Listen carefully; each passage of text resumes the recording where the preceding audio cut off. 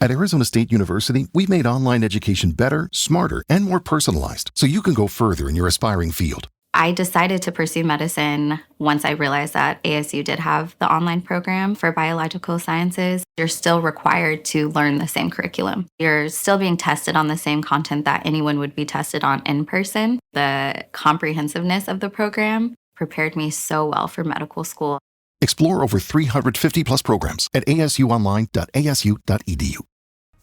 Matt Moscona. I'm very important. After further review. Say it one more time. After further review with Matt Moscona. And here we go. Live from the Mercedes-Benz of Baton Rouge studio. That's right. Woo!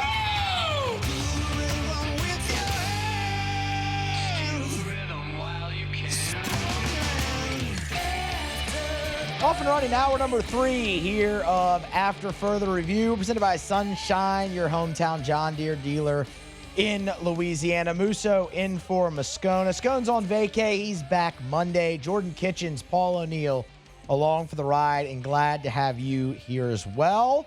If you're just getting in the car, appreciate you making us part of your commute home and of your day. Very, very grateful. First 2 hours flew by, and, man, we have a jam-packed hour 3 here as well. Blake Baker was on off the bench this morning with Hester and Flynn. We'll let you hear some of what LSU DC had to say in the next segment. We haven't even gotten to the Saints' new uniforms yet, so we'll have to do that before we get out of here as well. But, obviously, the news of the day is Tyrann Mathieu announcing his retirement after 12 years in the NFL, a football legend in the state of Louisiana, the last 3 of those 12 years coming with the New Orleans Saints. It's going to have a ripple effect, obviously, on the 2025 version of the Saints. So we welcome in Ross Jackson, of course, LouisianaSports.net, Locked On Saints. He'll kick it around with us here. Ross, we appreciate the time as always, man. How are you? Hey, man, always a pleasure. Thanks so much for having me. I'm glad to be here with you. Absolutely, man. We appreciate it, especially on short notice today. But with the news, I mean, could not get you on. Now, let's just start there. Immediate reaction you had when the Tyrann Mathieu news broke. Yeah, I mean, it was certainly a reaction of surprise first and foremost.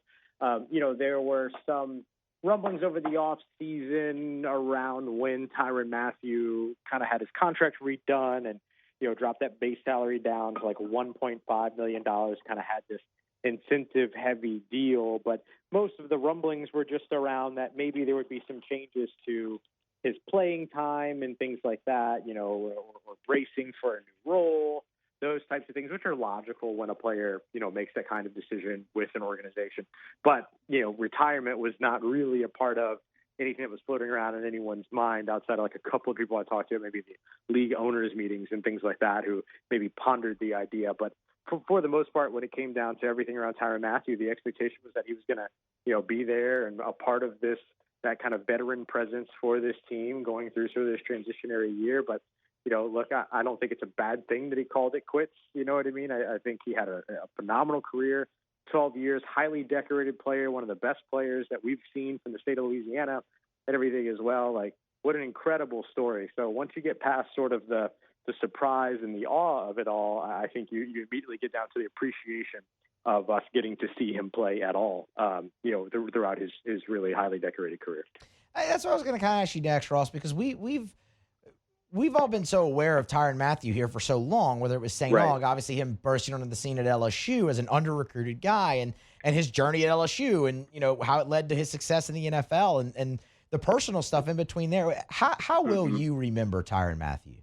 Yeah, I mean, the model of managing adversity, right? I mean, he was somebody that was, really successful young college player whose career was challenged a bit on something that many would probably call antiquated now, and, turned all of that into or really came out of all that instead of, woe is me or, kind of, seeing it stifle his ability in the game or anything like that. You saw him turn that around and goes to, these organizations where he becomes a big time, contributor from Arizona to Houston to, winning Super Bowl championships, with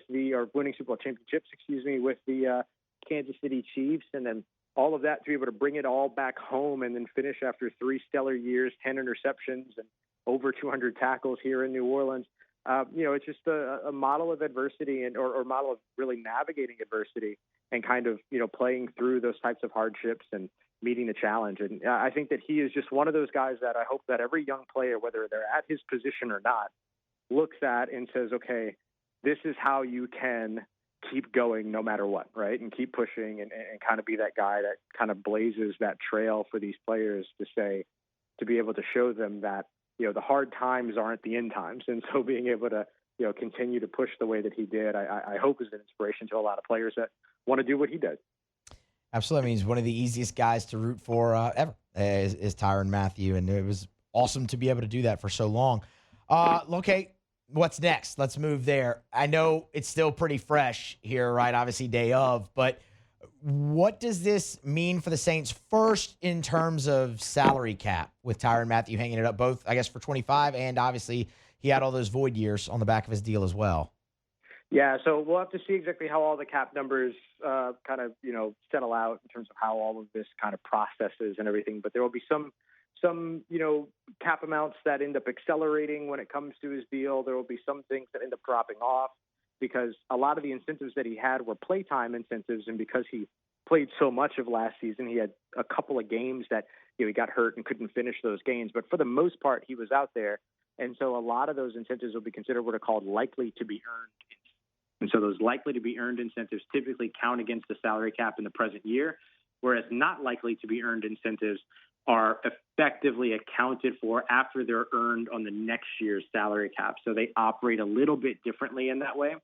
And so I think depending upon how some of those designations work out and what that, what accelerates and all those other pieces that we could see, a little bit of savings for the Saints, but then also a little bit of dead cap that's going to accelerate for them. But the good news is that they sit with still a pretty comfortable amount of salary cap despite all that. And so it helps them out a little bit to be able to absorb a bit of that as, this continues to move forward for them. So we'll have to wait and see how everything kind of, pans out for them or gets accounted for rather.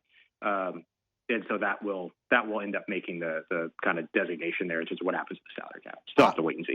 Obviously, want to talk about the depth at the position remaining, and Mickey Loomis today, when he met with the media, in his own way, said that yes, they'll explore free agent options there. We'll get to that, but in the immediacy with training camp, the first practice tomorrow, how big of an opportunity is this for Jonas Sanker? Oh, it's huge. It's huge. I mean, this is a guy that they're very excited about. This is a player that, during his time at Virginia was a born and bred leader. He's a born and bred leader in his own home as well. I mean, he's got an incredible story behind him and everything. He's got an incredible family unit behind him. And so him, kind of walking into this newfound opportunity should be something that ignites him a little bit. And now getting the opportunity to potentially try to earn that position next to Justin Reed, I think is a really, really open opportunity for him. And I would include, Jordan Howden in that measure as well. But I think the thing for Jonas Sanker that makes it so exciting for him is that he's so versatile and you can utilize him in a variety of different ways, which fits perfectly with Brandon Staley's defense and the way that he wants to disguise. Him and Justin Reed can both cover. They can both play down in the box. They can both play in the slot. I mean, there's just so much that these guys can do. And so I think that there's a little bit of an advantage in Sanker's case because of when this happened. And what opportunities he has in what the demands of the defense are going to be, because he has such an eclectic skill set that he's going to be a pretty exciting piece for Brandon Staley. So I think this is a massive opportunity for rookie Jonas Sanker. Do you think this is a spot where the Saints really kind of push their chips into that corner of it? Like, okay, let's let Jonas Sanker go out there and win this job. And what we add in free agency is just a veteran depth piece in hopes that, okay, you took Jonas Sanker in the third round. They were excited to see him still be available when they got him at pick 93. Mm-hmm. Or is this, let's go out, get the veteran guy that we know can still come in and play? I think you entertain the veteran market, but you're not desperate in the veteran market. And so, there are some of those veterans out there that they could potentially pursue. But I think right now with them starting training camp tomorrow, this is kind of what I was alluding to when I mentioned that Sanker's at a little bit of an advantage here because of the timing of all this. that, you're able to just kind of now roll right into training camp if you're Jonas Sanker. And so I think that they'll get a good look at him early on here, but then I'm sure that they'll be looking at the market, seeing what's available. They've got him. They've got Jordan Howden. They also signed Terrell Burgess earlier this offseason. He's another versatile safety guy with some experience with Brandon Staley. They've got Ugo Amadi already in the building. They also added Elliott Davison from who was UTSA, coming as an undrafted free agent. So they have some of these interesting sort of young safety pieces that they can get a look at early. And then if those guys stand out and they feel really good about where things are headed there, then, they can continue to push forward with one of those young guys and potentially Jonas Sanker, the rookie. Or if that's not the case, then, they have the opportunity to go to the market and see what's available there. Any names in the free agent market jump out to you that you could see the Saints having interest in? Yeah, I think, the first one that's going to jump to mind naturally because they had interest in him last year, brought him in for a visit and everything, was safety Justin Simmons. He's, again, available. Now, he ended up signing with the Atlanta Falcons last year, didn't have the strongest season in Atlanta last year. And so, maybe they're not looking at him the way that they looked at him last season. But he's certainly a name to watch. Julian Blackman's still available. Quadre Diggs former Titan safety just got cleared to play again. So there are a few of these veteran players, a lot of pluses and minuses to each one of them and everything. But there are absolutely those players out there that they could potentially look at and see about bringing in, whether just to get a look at him in training camp or see if he could potentially take a starting role. No Marcus Williams reunion, Ross? Oh, maybe a Marcus Williams reunion, I suppose. I don't know. I think Brandon Staley's defense, though, is one that requires a little bit more disguise at the safety position, and Marcus Williams doesn't really bring that. He's kind of quintessential deep safety, not somebody you want playing down in the box. He's had tackling woes his entire career and all those other things. And so I think with him kind of being a little one-dimensional in terms of the way that he's been utilized, unless he's grown in those other areas, which is perfectly possible. I don't know that he's necessarily a fit for Brandon Staley's defense. I was mainly kidding, but I do appreciate the I do appreciate the thorough answer, Ross. That's why you're the best. Like that's why we bring you on all the time, man. Right there. Yeah, we'll see what they do. I said it earlier. I really hope that it is kind of like, man, Jonas Sanker, go take hold of this, and what they need to add is a depth piece to kind of help them out there. So, I think that'd be for the immediacy and the future of the team and the franchise. I think that'd be honestly one of the best case scenarios.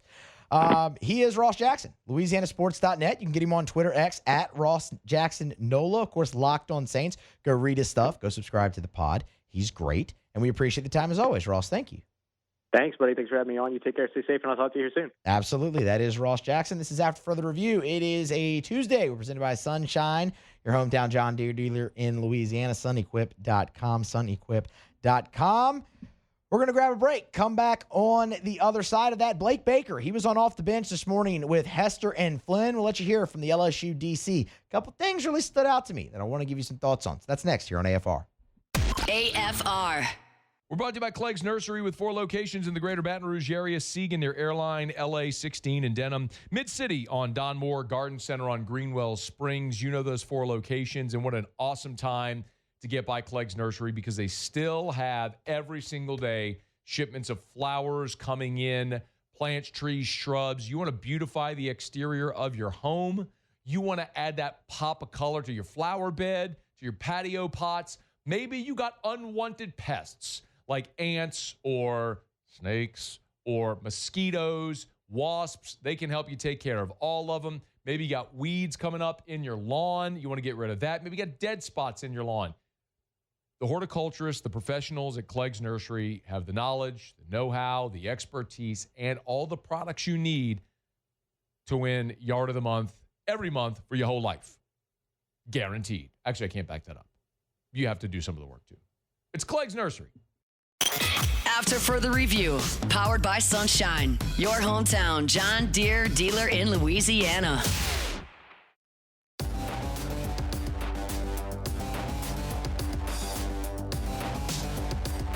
Brought to you by Parish Construction and Roofing.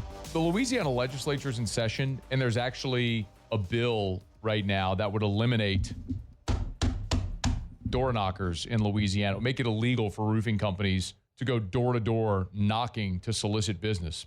As members of the Louisiana Roofing Contractors Association at Parish Construction and Roofing, we wholeheartedly endorse that legislation because we will never door knock. That's also such a way that some of the less reputable companies get around and take advantage of people. And we hear about it every year during storms. And you have out of town companies come in. If you need a roof repair, replacement, you got an issue, ignore the door knockers and call a reputable company that's been in the community, that's community related, community based. We'd love it if you give us the opportunity to earn your business. We're never coming to knock on your door. When you're ready and you want to give us a shout, we'd be more than happy to help in every way that we can.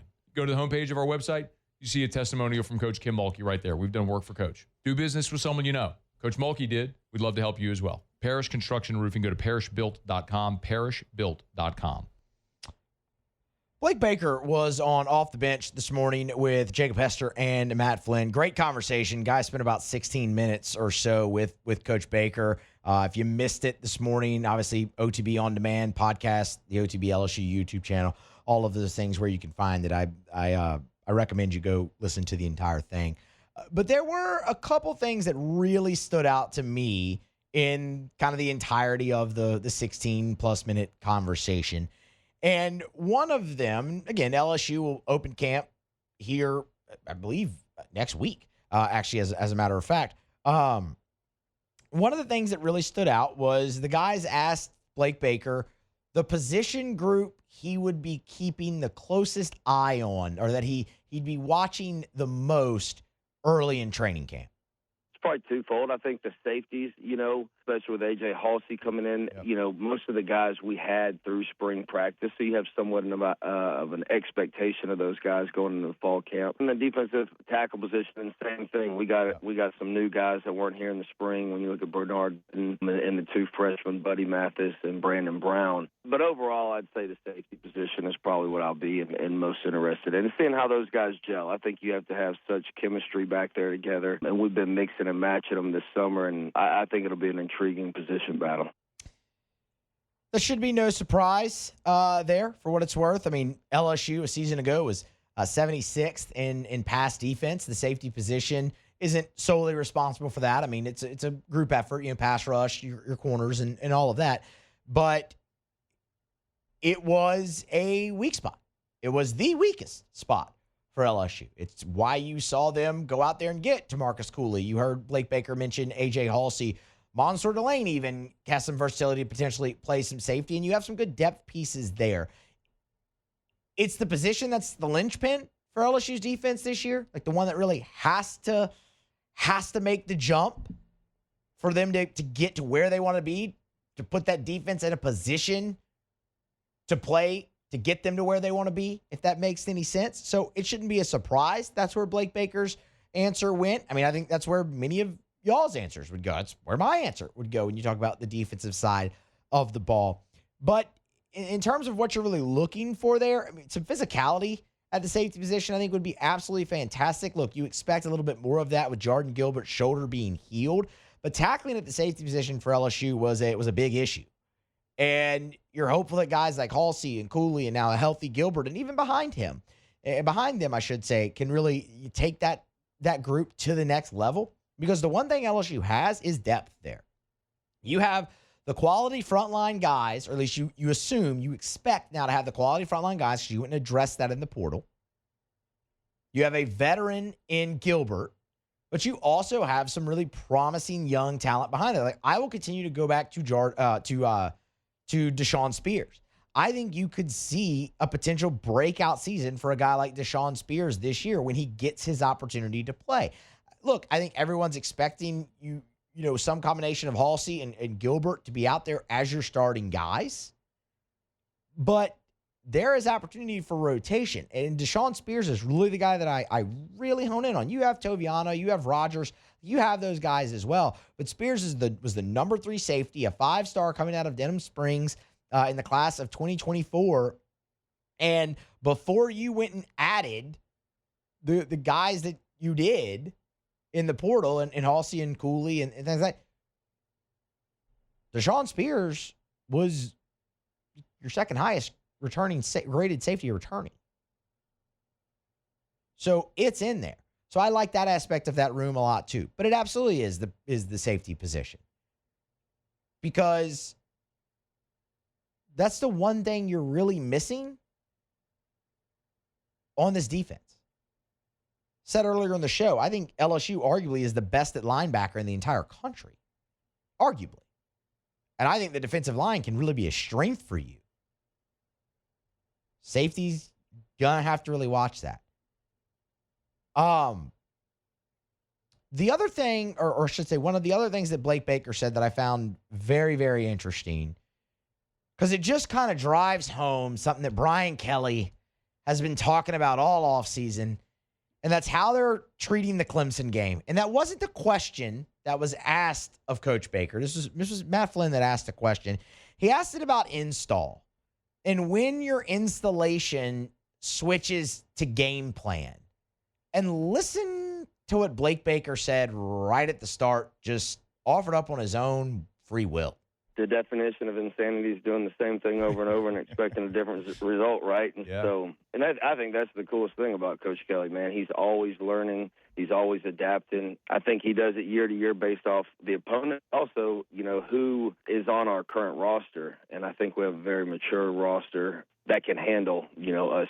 Some when you have a young team, sometimes you can build it up too much, right? And so I think he does a fantastic job with that. But I'm excited about it. I know we're doing some things differently in fall camp, and we haven't gotten necessarily into the nuts and bolts of what those things are going to be. But, again, I think it's just created a little more sense of urgency with our guys, too.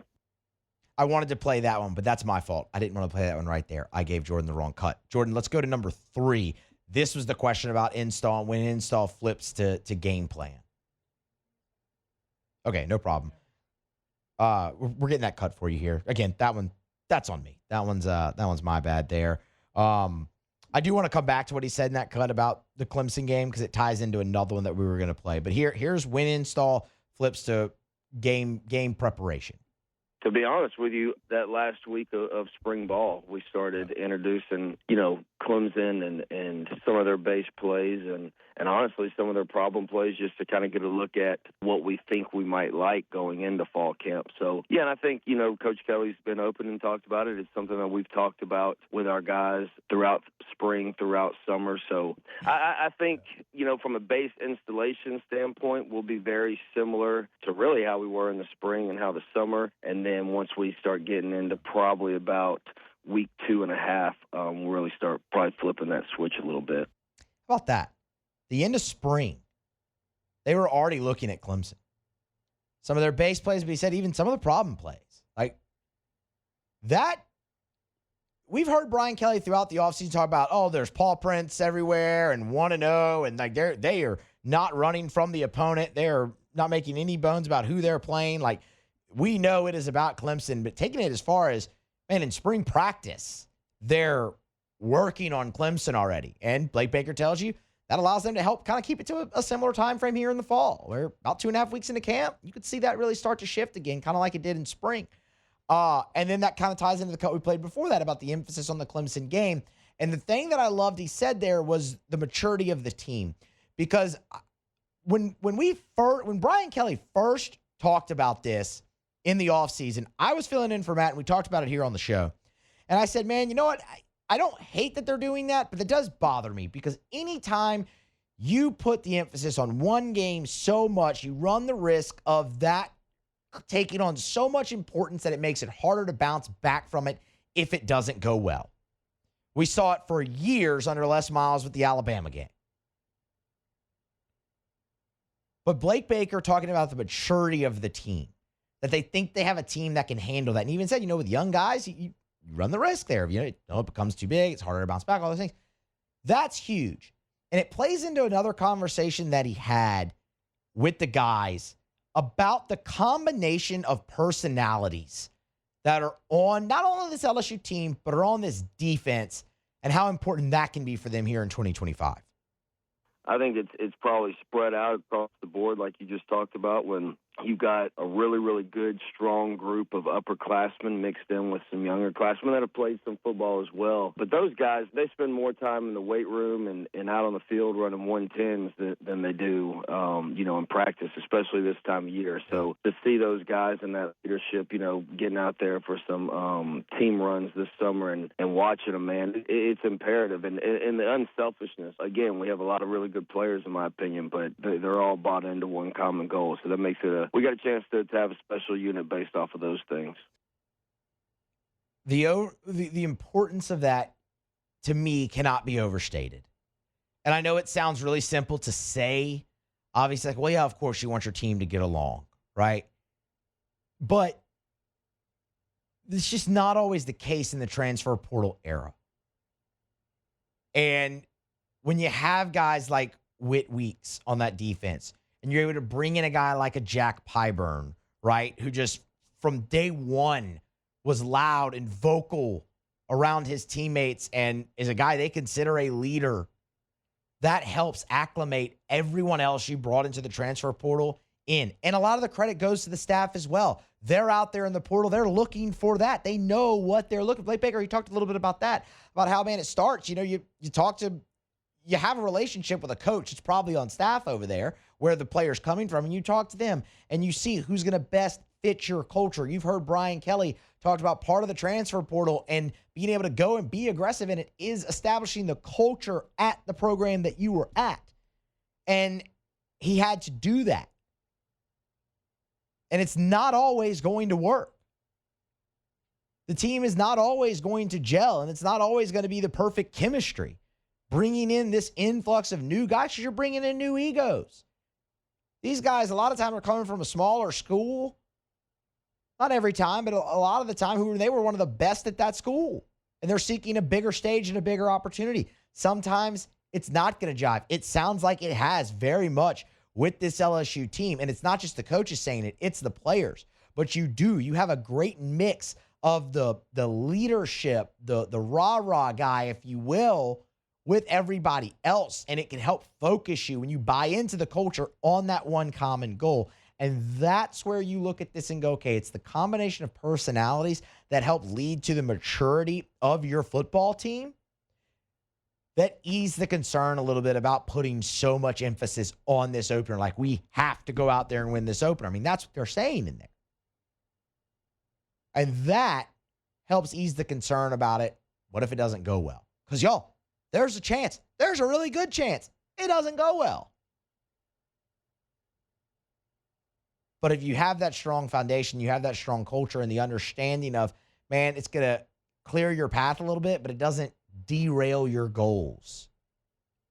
That is absolutely huge. And lastly, from Blake Baker, the obligatory Harold Perkins, Whit Weeks question. We know they're cleared, but he did go in depth about how they plan to be pretty careful and have a detailed plan about how they're going to use Perkins and Weeks in training camp after they come back from these injuries. We're obviously going to be smart with them in fall camp, and they can't be too big of a meathead where, like, no, coach, I'm good, right. good, and you're really not. So it's something, when you talk about kind of position group-wise, like who I'm going to be making sure I'm paying attention to, I'll definitely, and it helps having experience with both those guys with making sure that they look crisp. And with today's technology and everything and with GPSs, we can find out very, very quickly from an analytical standpoint as well. But they've had outstanding summers. Both are moving at full speed, and again, we'll be smart with the volume, especially early on with them. It'll be very interesting to watch. I mean, you expect big seasons from both of those guys, Harold Perkins and Whit Weeks, especially with Perk kind of more in that star role this year where everybody thinks that he will flourish. All right, we're going to grab a break, come back on the other side. A couple more segments to go here on AFR. It's presented by Sunshine, your hometown John Deere dealer in Louisiana. Stay here. AFR. Brought to you by River City's 1 Hour Air, where they're always on time or you don't pay a dime. 752-001-752-0001, where they're always on time or you don't pay a dime. I love sharing 5-star Google reviews. Here's one from Ricky Gomez, who said Chris, his technician, was very professional and knowledgeable during the HVAC evaluation. He provided details and recommendations in a clear and concise manner. That's one of the things that always stands out. if you're having an issue with your AC or your heater, and River City's 1 Hour Air sends out a technician for an evaluation, they're going to explain your options to you. And that may sound simple, but like none of it, like I don't know anything about an HVAC, neither do you. Let's be honest. So whenever they go get up in your attic or they go look at your HVAC unit on the side of your house and they come talk to you, like they're going to explain very clearly what's happening and your options to remedy it. It's River City's 1 Hour Air. Look for the big yellow vans and trucks with the giant clock on the side. 752-0001. After further review, powered by Sunshine, your hometown John Deere dealer in Louisiana.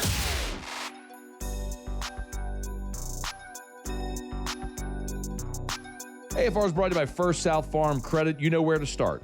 Your first call, your first visit, your first option when it comes to buying land in Louisiana is First South Farm Credit. And honestly, it doesn't even have to be land in Louisiana because First South Farm Credit can help you buy land in any of the contiguous 48. And they've got more than 40 branches in Louisiana, Mississippi, and Alabama. So if you're right here in the Southeast, there's First South Farm Credit locations all near you. But remember, like, for example, let's say a lot of our audience in New Orleans, of course. You're living in New Orleans, maybe you're starting to build a family, grow a family. You want to move to the North Shore like a lot of people do. You want to buy the 100 acres in Tangipahoa. You can. And First South Farm Credit can help because they have an office in Amite. So you can walk in there. You can do business with someone who talks like you, lives where you live, and help you buy land wherever you want to buy land in the contiguous 48. It's First South Farm Credit. If you're thinking of buying land, your first call, your first option should be First South Farm Credit. FirstSouthLand.com.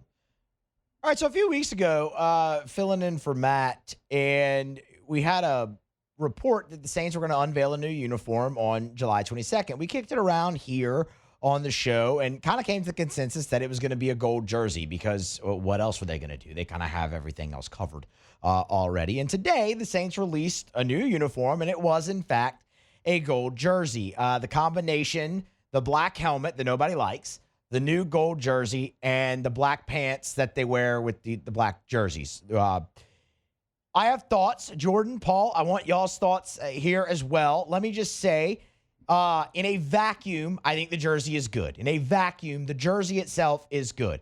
I, like most everyone, wish Nike's gold color was darker and was better. But in a vacuum, the jersey's fine. Like, the Saints, it's the white jersey, it's the black jersey, it's just gold. Like, okay, that's fine. I can live with that. The whole uniform together, I don't like at all. I think it's ugly and gaudy. When we had that conversation about this announcement coming, the report about this announcement coming, I said, I'm great with the gold jersey, but I think it would be better suited with like a white helmet and white pants with the gold jersey. Like, for instance, take the gold pants that the Saints wear, make them white, leave the two black stripes and the white stripe in the middle, just make that gold, and I think you have an absolutely awesome pair of uniform pants that would look great with a gold jersey. The gaudiness of uniforms, I just can't stand. And the black helmet's terrible. Like, does this uniform make it a little bit better? Sure. It makes it a little bit more tolerable. But the problem with the black helmet isn't the uniform that it was ever being worn with. It's just that the black helmet sucks. It's not good. They ruined something very easy there as well. So, in a vacuum, I like the jersey. I think it was executed well. I love the idea of a gold jersey. The uniform they're going to wear with it, I don't think is very good at all because I think the pants stink. I think the helmet stinks. And I think it's just overly gaudy and it kind of hurts my eyes to look at. Jordan, Paul, thoughts on the Saints uniforms? Would love all your thoughts too. Put them in the YouTube chat, by your YouTube chat, or tweet them at me at Musso Matthew. Well, as a young brother, I like, a lot of people hate the LSU. I like all that type of stuff. Like, I feel like for the younger, well, not going to stay on LSU because, that's all about recruiting and whatnot. But I like it because it's one of those combinations. Well, I'll tell you like this, man. They've been selling those gold jerseys in, like, Dick's Sporting Goods and all that throughout New Orleans. So, and it might be, I think in the Mall, Louisiana, too, they've been selling those jerseys. So that's why I'm not like, oh, man, the gold color, because that's exactly the same jersey that they were selling in Dick's Sporting Goods a couple years back. I'm a little mad I didn't buy one because I could have got it for the cheap back then because I would have been like, oh, Facts. Yeah, you got a fake jersey. I didn't want to be the guy, oh, you got a fake gold jersey and all this. So I like it. I'll tell you this, for the black helmet, I enjoy that you finally just can retire that black helmet with the all whites. Like, even though you retired it with the white helmets, just give it something. I would have liked it. I think the black helmets would look a lot better with all black. You know, if they put it on with all black, you know, I don't know why they keep tiptoeing around that and not executing that type of uniform, but it's okay. It's not like I'm jumping on my socks about it, but it's cool. You know, we're gonna be in style when we lose, so we got something. You know, we got something to look forward to. With the black helmet, I mean, yeah, you're right. Even solid black would look better, but it feels all black would be clean. It feels just so easy to be like, hey, take the gold one, make it black, and change the colors of the stripes to match it. And it's like, oh, look, that looks great. So I don't know. Solid black helmet would have did a lot better than it would have pattern or the white chin strap. I don't understand the white chin strap with it. None of that's really good either. Yeah, the black helmet's just terrible. Like it's just, it was a failed experiment, and they refused to get rid of it. Paul, I don't hate it, but I'm with you. I don't like that gold as like a shirt or a jersey. Like I think that gold is too pale, too like dull, khaki-ish. Like I like the gold on the helmet when it's shiny. Yes. But like every Saints shirt I own is not that gold. It's either black, white, gray, like some of the neutral colors. But I do think I think this jersey made the black helmet look better. Yeah. I still am not a big fan of the black helmet, but I do think the black and the black pants with the gold jersey is a good look. It's easier on the eyes now. Yeah. It's easier on the eyes than it was with the color rush with the black helmet. It's like, ugh, what are we doing? The gold, and if you're watching us, you can see it. The gold that's on the fleur-de-lis on the black helmet. That doesn't match. Is perfect, though. Yeah. Like, can we find a way to make that? Like, can someone get with Nike and be like, hey, this is the shade of gold you need to use? Because that is, like, I think that would look great with the, in like a gold jersey. In 2002, when the Saints were the gold jersey, the NFL was with Reebok. Yeah. The gold was darker, and it was great. That's why I'm like, yeah, like I see it, and I'm like, okay, I don't like, do I wish the gold was darker? Yeah, but I don't hate the jersey. Like, I think it was executed to the best of Nike's ability. So I'm fine with that in a vacuum. But in terms of just the gold in general for the Saints that Nike uses, I wish it would be darker. I mean, that's like a yellow gold. That's like, it's such a soft color. And I don't want to be, Captain pessimistic about the Saints, but it's like, it kind of feels like a smokescreen this offseason. Like, they give us the new helmets, they give us the new jerseys. Like, hey guys, we're giving all you guys these new things and whatnot, these new toys, just to distract you from the play on the field. So, I guess we can be happy about it. I would have more appreciated these when we were good, to say the least. When we were good, we're gonna be on prime time. All our games are at 12 noon. We're not even gonna see these under the lights. That kind of sucks. That does kind of suck. That does. Easy E in the Bayou Ford YouTube chat says they look like Vanderbilt. They do look like Vanderbilt. They do look like Vanderbilt. It's the gold. Like, it's not, like Paul said, it's not the gold. It's not the gold. No, it's not the gold. But again, man, it's like, it's that same shade of, it's basically the same shade of gold that Vanderbilt has. Yeah, no, it definitely is. I mean, Vanderbilt's a Nike school. So, look, they're not my favorite, mainly because I just think they're ugly and gaudy with the combination that they put in there. I think the gold jersey is strong enough that with a different combination, it could look better. But the only two options are the black, gold, black, or white, gold, white. And because you're not putting that on the gold pants, it wouldn't match. But see, that's the problem, is because the golds don't match. Yeah. So you're limited already what you can wear it with. Just because it's like you can't wear that gold with the regular gold pants they have. You're going to be looking crazy. And with the gold helmet, kind of. Even if you wore the black helmet with the gold jersey and white pants, that would be awesome. Like, I think that would even look better than we got to go fire Madden up than what they're doing right now. With this, like, I really think that, I mean, would it be the best? No, but look at the Buffalo Bills today, and the Bills have, in my opinion, the best uniform in the NFL. Really, over the Ravens? Yes, I love the Buffalo. It is classic. They have that classic look. I get what everybody says about the Packers and whatnot. The Packers colors are horrible. I hate the Packers. Their colors suck. Yeah, green and yellow. Like, it doesn't go together. Yeah.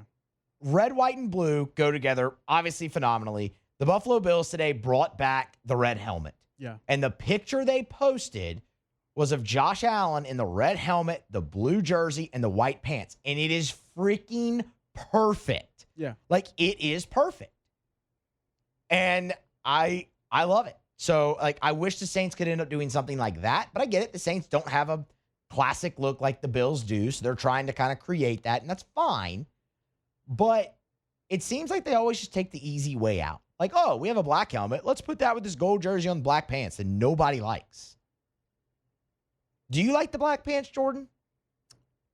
I like when they wear all black. It's just, I do like the. it's horrible. It's good when we're good. When the Saints are good and they wear the all black, it used to be like, oh, it's about to be a funeral tonight. They're wearing the all black. Like, that used to mean something. Now it's like, you come to the dome, you might get routed. So it's like, it doesn't have the same oomph that it used to bring. But aesthetically, the uniform is not good. The There's all no black? accent on it. It's like they're just wearing, they might as well just black out the numbers too. Like, there's no gold. It's bad. Those pants could be improved if they just put a stripe down them. But, you know, they just don't do I think that. they used to have I think the old school ones had a stripe. Yes. Yeah, I'm pretty sure they did, the old ones. And they were great. Yeah, I said the old ones had a So, you know what could really just solve all this? If for the main parts of the game, the Saints just wear gold, black, gold. Because that uniform's great as well. But, you know. Hey, you know what else could solve it too? If they win the first game with the gold jerseys. All they got to do is win. If they win in the gold jersey, people can be like, these are the best jerseys we got. Because the only other game they ever worn them was the Dante Culpepper, the 2-point conversion. That's what I'm saying. So, So if you start out strong and get a W in those gold jerseys, people are going to turn around to them. I promise you.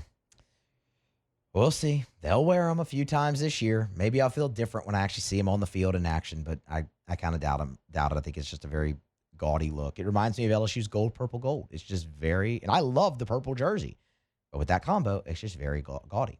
All right, we're going to grab a break. Come back on the other side. Ask us to wrap up. Get your questions in. Bayou Ford YouTube chat. You can ask us anything about anything. Tweet me at Musso Matthew. We'll wrap it up with Ask Us next here on AFR. AFR. Get Gordon and get it done. Gordon McKernan Injury Attorneys. If you've been injured and it's not your fault, do what injured people in Louisiana have done for more than 30 years. Call Gordon McKernan Injury Attorneys. 888-8888. It's all eights. 888-8888. I don't even need to give you the area code because no matter where you are in the state, it doesn't matter. Just dial 888-8888 for Gordon McKernan Injury Attorneys. Gordon does an awesome job, man.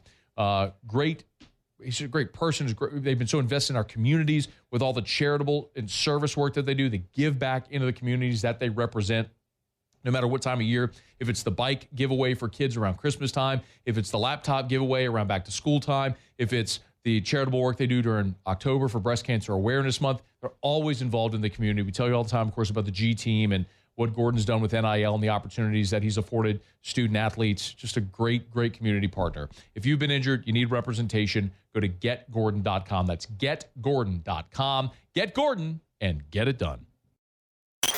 After further review, powered by Sunshine, your hometown John Deere dealer in Louisiana.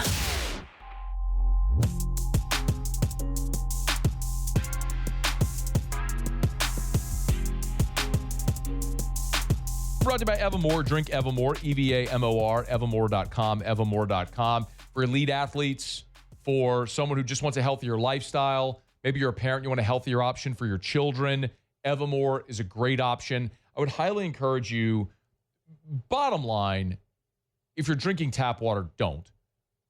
Bare minimum, filter your tap water. But the best option is Evermore. This is natural artesian water. It's underground aquifers on the north shore of Lake Pontchartrain, right there in Covington. They dug a well into that aquifer, and I mean, it's literally thousands of years in the making. That's why they call it Mother Nature's masterpiece. That's what they're pulling out of the ground. The only filtration is take like the sediment from the ground out of the water, and it goes right into the bottle. So it never touches air until you uncap it, take that first delicious sip. Learn more where you can buy it, great retailers or online, EVAMOR, evermore.com. All right, wrapping up hour number 3, wrapping up the show here on After Further Review. We'll get to Ask Us here momentarily, but it's not just Tyrann Mathieu. Now, Jimmy Graham had confirmed a report that he's going to retire here in the coming days. I was going to talk about that today, but the Tyrann Mathieu news kind of just took precedence. And, I mean, right as we were in that last break, Paul notifies me that Saints tight end Dallin Holker has also retired. Man, we're going to talk plenty about that tomorrow on tomorrow's show when we have a little bit more time. That's a really interesting one. And, man, the Saints paid him a lot of money as an undrafted free agent to just stick around for 1 year and then retire from the NFL. We don't know all the circumstances around that. So, I mean, obviously we'll hold off on making a brash statement there. But that's going to be one that we need to definitely look into. Shea Dixon will also join us tomorrow. Shea was on his way back from vacation today. Shea was still on vacation today. He makes his way back tomorrow. So we just kicked it to tomorrow. So Shea will join us to talk recruiting on tomorrow's episode as well.